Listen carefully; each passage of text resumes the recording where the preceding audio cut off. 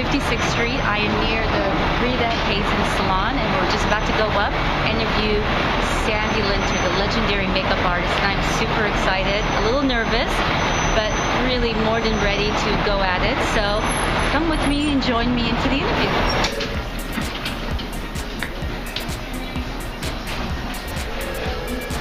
Hi, I'm Wafaa from Beautygypsy. Today is a wonderful, special day. I have the legendary makeup artist Sandy Linter sitting here next to me. She is currently working now at Rita Hazen part-time, and she was nice enough to take time out of her schedule to let us know what makeup is all about. Hi, Sandy. Hi. Thank you for joining us. I'm Lancome's Beauty at Every Age expert. I work at Rita Hazen in freelance basis, so I come in here when I'm booked. And I teach. I do great lessons for anyone who needs to learn. Well, this interview, I really want people to get to know who you are, who Sandy is, who Sandy was, who Sandy always will be. I mean, you are a legend. It's really fun. When I look back, there was one year, 1975, that I did every single page of Vogue, Wow. including the cover. And I mean, I loved it. I never even thought for a moment that it was weird, you know, or that it would ever stop. That was my life. That was just how it was going to be. I never thought about like next year or creating my own line, by the way. It never entered my mind because I loved everyone's line. So I was using everything. It just never dawned on me, as it did with Bobby Brown. So you've always known you want to be a makeup artist? Oh, I just never felt comfortable doing anything else, and I tried. I mean, I tried being a secretary for a minute, and I spent the whole day in the bathroom doing everyone's makeup. So I was never meant to be a secretary. I was never at my desk. But you never had formal training? No, I can look in a magazine. If you say, I like the look of this model, I can copy, translate that for you. So what your face can do, what I can do with makeup from that picture that you show me. So pictures for me are always helpful.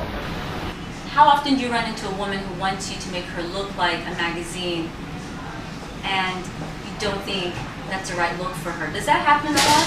Well, it does happen. It happens particularly with brides because sometimes I'll see a very pretty, soft-looking bride, a young lady who is about to be a bride, and she'll come in a picture of Kim Kardashian, and I'll say, might be a little over the top for you, but it gives me a direction. And so I just take her direction, you know, and I clearly understand that she's not afraid of false eyelashes, and I go for it. Right. Okay, so what makes you, I think it sets you apart from other makeup artists, is you really have worked on every kind of woman, from models to celebrities to real women. And as being a makeup artist myself, I think real women are probably a little harder. I started with real women. I started at the Kenneth Salon, I made up real women, and instantly it led me to making up celebrities.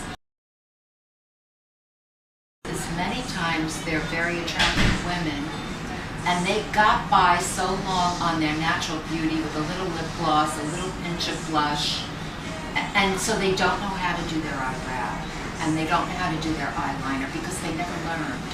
So they've been faking it, and getting by, because they're good looking enough. They actually don't know how to do it. So that's where I come in. Brushes. Handy. I love brushes. Yes. Brushes can be very expensive, but they do last forever. It's very rare that you'll throw away a brush that was an expensive brush. They almost never wear out, and no one can use their brushes more than a makeup artist. I love eye makeup, so I would suggest eyeliner brush, eyeshadow brush, a little wedge brush, you know, to get in the corner of your eye, a little dome brush for going into the eye hollow. I'd have 6 eye brushes alone, and then a blush brush and a powder brush. Well, the biggest mistake I can see that women, I very rarely see women badly made up, but I do see them without makeup on at all, and that's a mistake, because it's almost like they've given up, or they believe that less is more, and they've taken it to the point where they don't do anything, because less is just less. What is your favorite makeup decade? Let's see.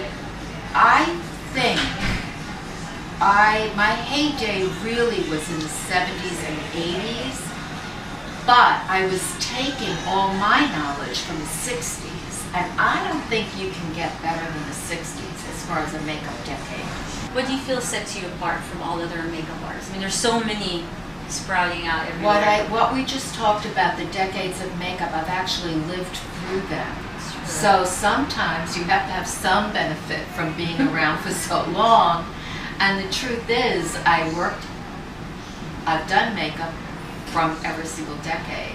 So how is it different? So when you do makeup on, say, a model or for a photo shoot versus real women, I mean, when you're making up models in front of a camera, I mean, it's definitely a different technique. Yeah, I'm not teaching, so I don't have to do step-by-step for models. I can just look at her and say, okay, she needs bright pink cheeks. And I can do that because I know the lighting will make it look perfect. So I'm working for a certain kind of lighting, or bright blue eyeshadow. And I'm not going to do that on a real woman because she's outside in daylight lighting, and it might be inappropriate for her. So for models, you're not thinking of teaching, and nothing is step-by-step. You can do whatever you want. You can do eyes, no lips. With real women, you really have to do the entire thing, the brow, the lashes. The whole thing is important. So, who's left that you want to do their makeup? I would say I've always wanted to do Madonna.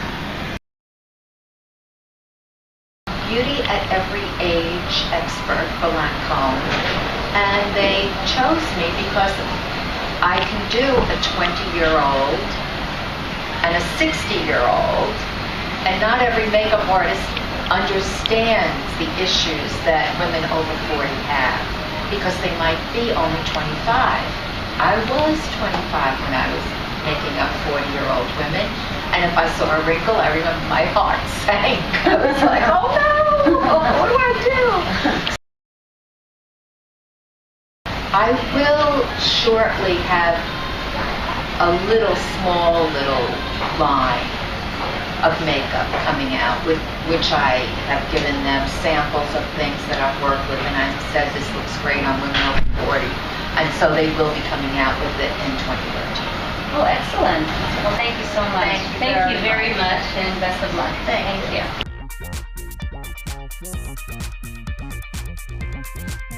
Thank you.